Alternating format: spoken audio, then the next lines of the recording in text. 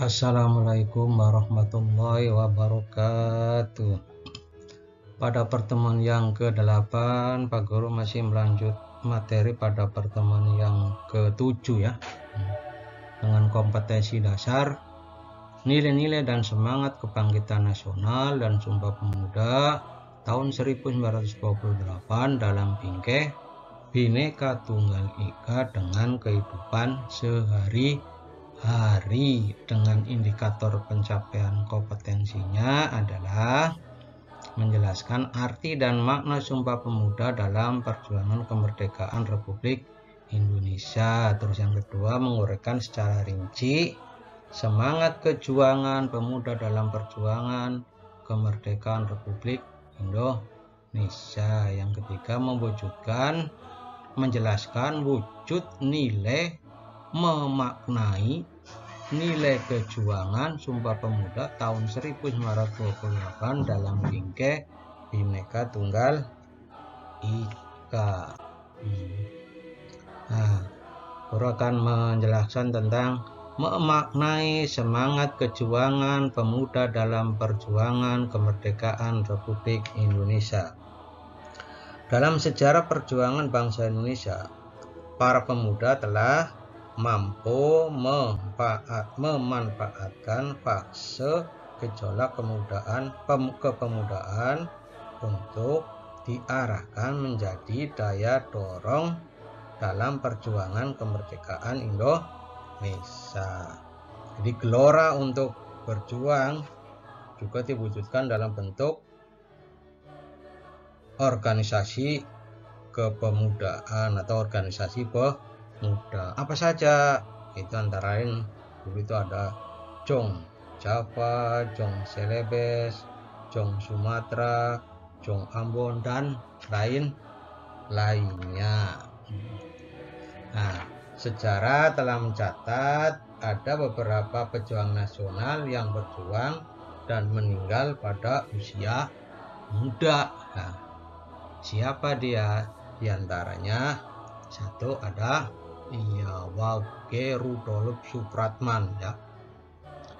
Wage Rudolf Supratman itu lahir kapan? Lahir itu pada tanggal 19 Maret 1903 di Purworejo.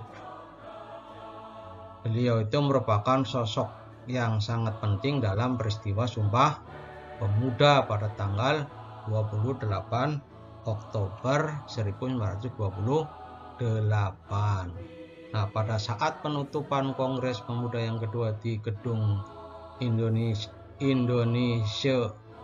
Clubhouse, beliau ini memperdengarkan lagu ciptaannya yang berjudul Indonesia Raya melalui gesekan biola.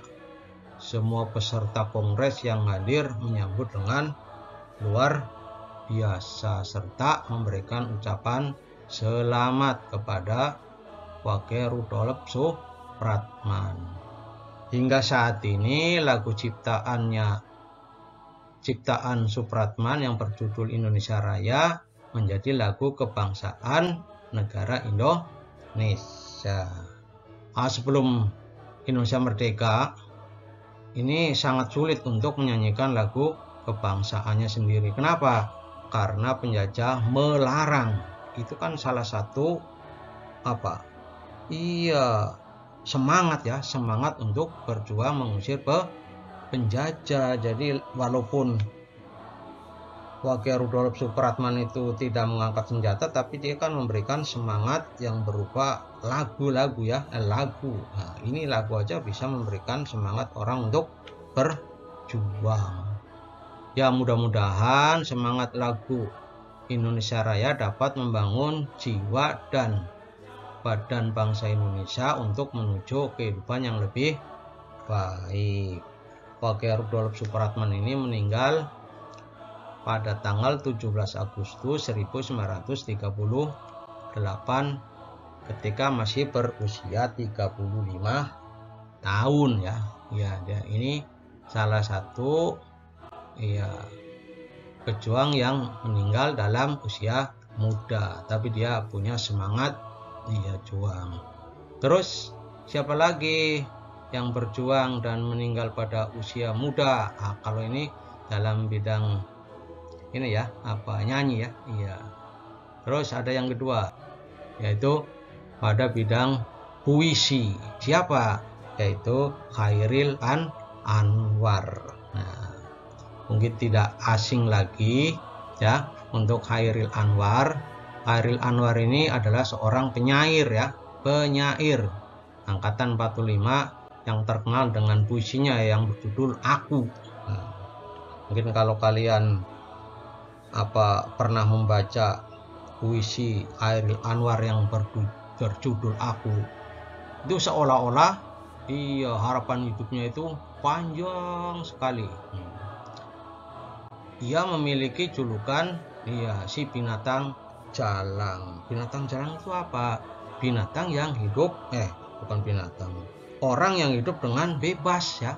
Binatang jalang itu hidup bebas. Chairil Anwar itu lahir di Medan tanggal 20 Juli 1922. Dia itu adalah seorang putra mantan Bupati Indragiri Riau ya, dan masih memiliki ikatan keluarga dengan Perdana Menteri pertama di Indonesia, yaitu Sultan Syahrir.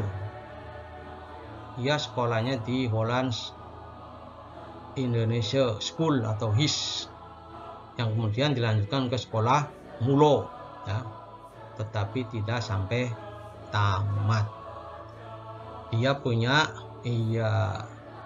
keahlian bisa menguasai 3 bahasa, yaitu bahasa Inggris, bahasa Belanda, dan bahasa Jerman.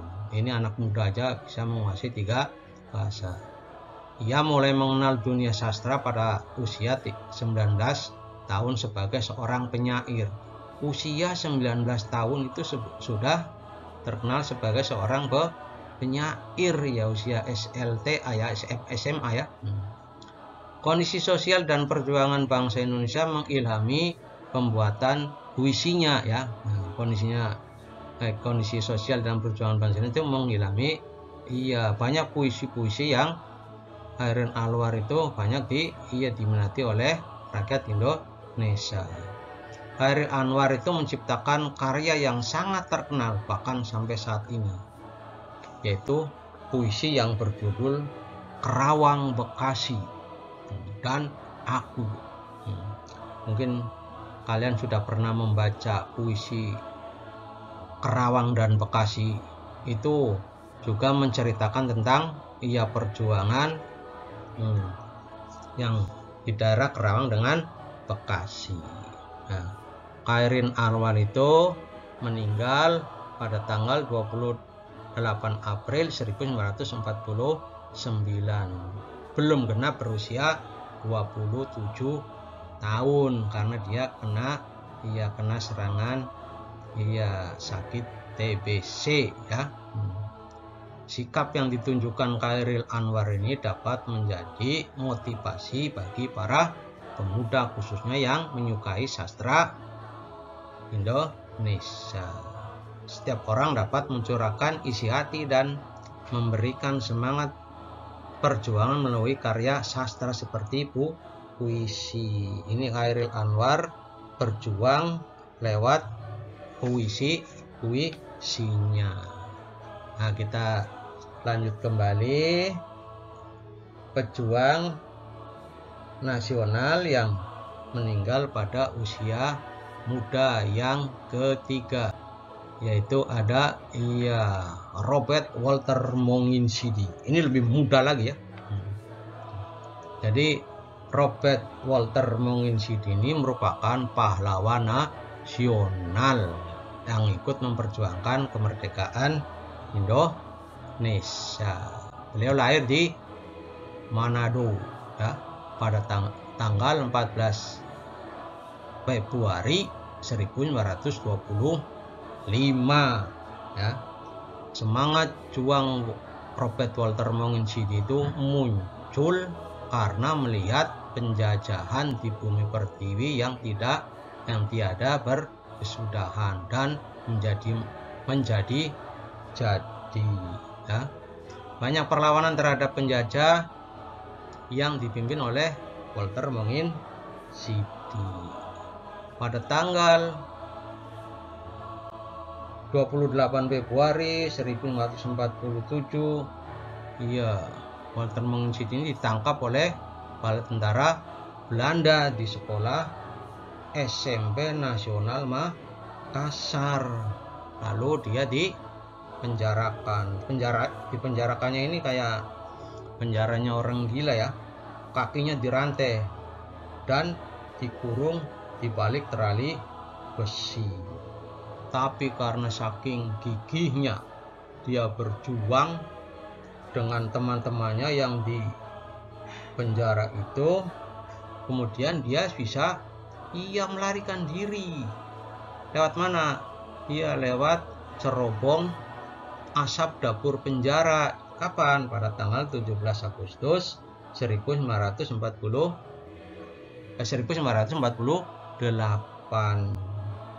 Dia menghirup udara kebebasan selama 10 hari, kemudian ditangkap lagi.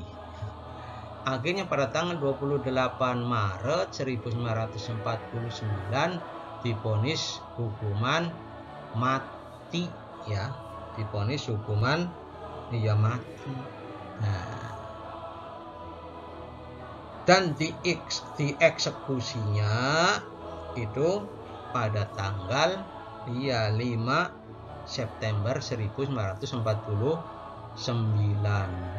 ya. Ini dieksekusi. Jadi wafatlah yang namanya Walter Monginsidi pada usia 24 tahun.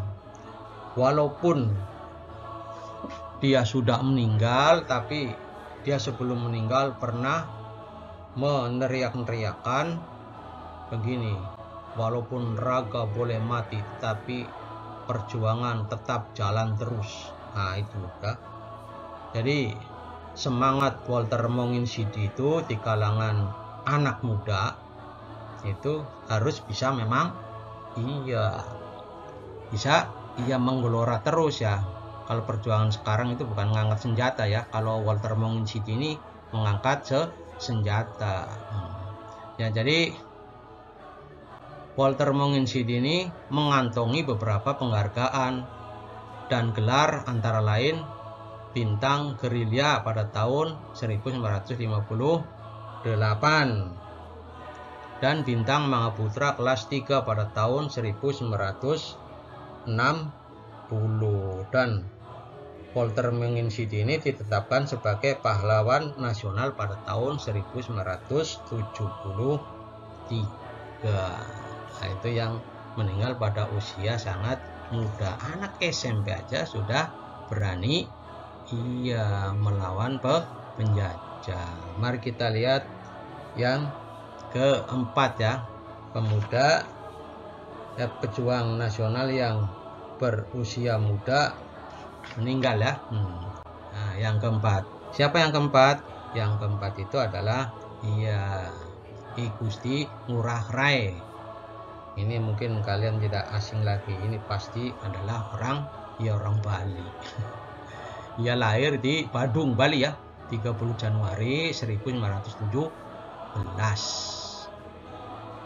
Dia merupakan anak dari seorang camat ya, tertarik di dunia militer sejak kecil.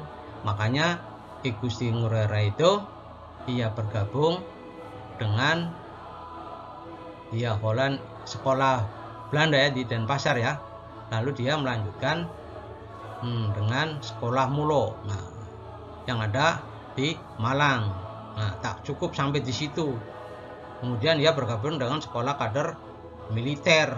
Nah, kemudian melanjutkan pendidikan di Corps Opleiding pour Recherche Officier ya, Officieren atau Coro singkatan ya, di Magelang, dan pendidikan artileri di Malang. Memang dia itu tertarik dengan sekolah militer.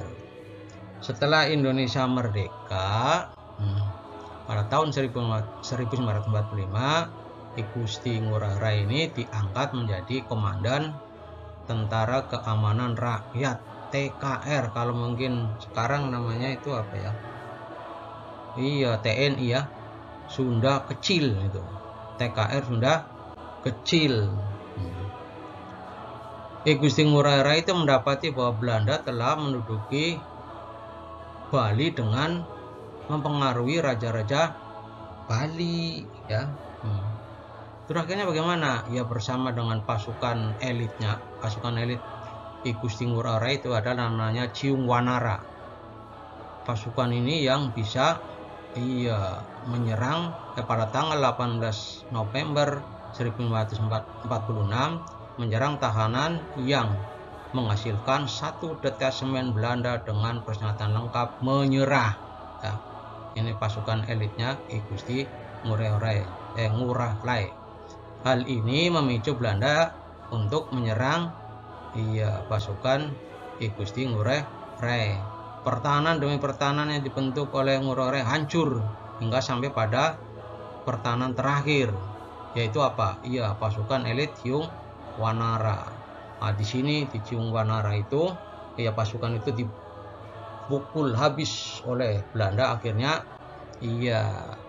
sampai dia mengatakan kita berjuang sampai pada habis-habisan, yang terkenal dengan perjuangan Puputan Margarana di Bali ya. Di desa Margarana. Akhirnya terdesak dan pasukannya jatuh ke jurang. Akhirnya I Gusti Ngurah Rai dan pasukannya meninggal semuanya.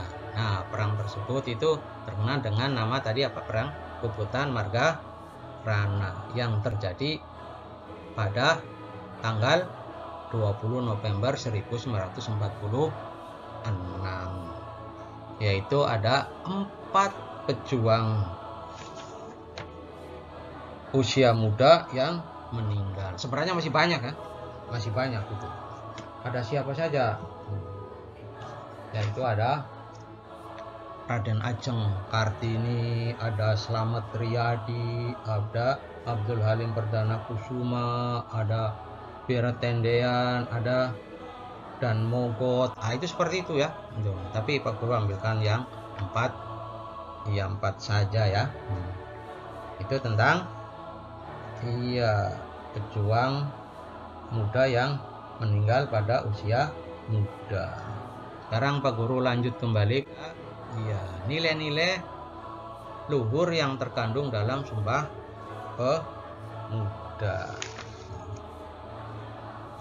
Nilai luhur yang terkandung dalam Sumpah Pemuda itu ada berapa? Ada 7. Ada 7. Yang pertama ya. Cinta bangsa dan tanah air. Ini artinya kita setia dan bangga terhadap bangsa dan negara Indonesia. Ini nilai-nilai luhurnya ya. Artinya apa?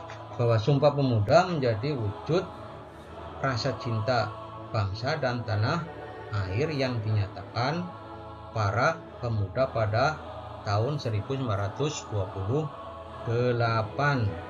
Rasa cinta kepada tanah air dapat diwujudkan dengan rasa bangga menggunakan produk dalam negeri dan memanfaatkan kekayaan alam secara bijak. Nah itu ya, itu. Terus yang kedua, persatuan. Nah, persatuan di sini itu bahwa Sumpah Pemuda ini dirumuskan dan diikrarkan oleh pemuda dari berbagai daerah, suku, agama, dan golongan yang berbeda. Ikrar ini kemudian dilanjutkan dalam bentuk bersatu padu untuk berjuang melawan penjajah demi mendapatkan kemerdekaan. Para pemuda memang benar-benar sadar jika berjuang tanpa persatuan tidak akan menang dan tidak akan berhasil. Sebab ada sebuah pepatah atau peribahasa mengatakan, bersatu kita teguh, bercerai kita runtuh. Itulah gambaran pentingnya persatuan bagi bangsa Indonesia. Sekarang nilai luhur yang ketiga, sikap rela berkorban. Apa itu rela berkorban? Rela berkorban itu adalah kesediaan dengan ikhlas untuk memberikan segala sesuatu yang dimilikinya, sekalipun menimbulkan penderitaan bagi dirinya sendiri. Jadi para pemuda dengan ikhlas berkorban untuk bangsa dan negara tanpa mengharapkan imbalan, meskipun telah mengorbankan banyak tenaga pikiran demi kemerdekaan bangsa. Jadi rela berkorban itu diibaratkan kalau dalam kehidupan kalian sehari-hari itu seperti buang hajat ya. Itu ikhlas ya, nggak usah lihat-lihat itu ya, dan usah dipikir. Jadi dengan ikhlas. Terus nilai luhur yang keempat itu adalah mengutamakan kepentingan bangsa. Ya, Sumpah Pemuda dan perjuangan pemuda merebut kemerdekaan menunjukkan bahwa para pemuda tidak mementingkan daerah atau golongan masing-masing. Pemuda hanya memikirkan bagaimana bangsa Indonesia dapat bersatu padu untuk mengusir penjajah dan mencapai kemerdekaan. Jadi dalam hal ini dia akan menyampingkan kepentingan pribadi, yaitu untuk mengutamakan kepentingan bangsa. Terus yang kelima yaitu dapat menerima dan menghargai perbedaan. Perbedaan latar belakang, yaitu perbedaan daerah, suku, agama, dan kebudayaan. Pada Kongres Pemuda itu tidak menyurut tekad pemuda untuk bersatu. Yaitu perbedaan yang ada bukan untuk dipertentangkan, melainkan untuk dihargai sebagai suatu kekayaan dan kenyataan bangsa Indonesia. Menerima dan menghargai perbedaan justru akan dapat mempererat persatuan dan kesatuan di tengah perbedaan. Sekarang kita lihat nilai luhur yang ke-6 ya. Semangat persaudaraan ya. Semangat persaudaraan dilandasi oleh semangat kekeluargaan ya. Kekeluargaan ini didasarkan saling menyayangi dan bertanggung jawab dalam mempertahankan nilai-nilai keluarga. Tingginya semangat kekeluargaan menjadi bukti keberhasilan pemuda mewujudkan Sumpah Pemuda. Jadi di sini tidak ada yang namanya, yang dulu ada perkumpulan Congjong ya. Sekarang sudah hilang Congjong itu. Jadi menjadi satu, yaitu Indonesia. Sekarang kita lihat pada nilai luhur yang ke-7. Meningkatkan semangat gotong royong atau kerja sama. Apa itu gotong royong? Gotong royong itu adalah bekerja bersama-sama untuk mencapai suatu hasil yang didambakan. Jadi gotong royong ini merupakan sudah menjadi budaya bangsa Indonesia. Mungkin kalian lihat itu ya, kalau di daerah-daerah pedesaan itu orang mau membangun jembatan itu tidak usah panggil kontraktor dan sebagainya ya. Ya secara spontan masyarakat Indonesia iya beramai-ramai untuk membangun. Nah, begitu pula dengan semangat Sumpah Pemuda. Bukan artinya ada siapa-siapa dan bagainya, itu secara otomatis itu para pemuda secara serentak langsung bersatu ya. Jadi gotong royong merupakan suatu usaha atau pekerjaan yang dilakukan tanpa pamrih dan secara sukarela oleh semua warga menurut batas kemampuan masing-masing. Nah, kan seperti itu ya. Jadi para pemuda telah bergotong royong secara sukarela menurut kemampuannya masing-masing. Ini dalam kemerdekaan bangsa Indonesia merupakan suatu bukti nyata dari gotong royong dan kerjasama yang dilakukan oleh bangsa Indonesia. Ini Sumpah Pemuda merupakan bukti nyata ya, bukti nyata kerjasama dan gotong royong oleh para pemuda untuk kemerdekaan. Demikianlah yang bisa Pak Guru jelaskan pada pertemuan ke-8 ya, pada materi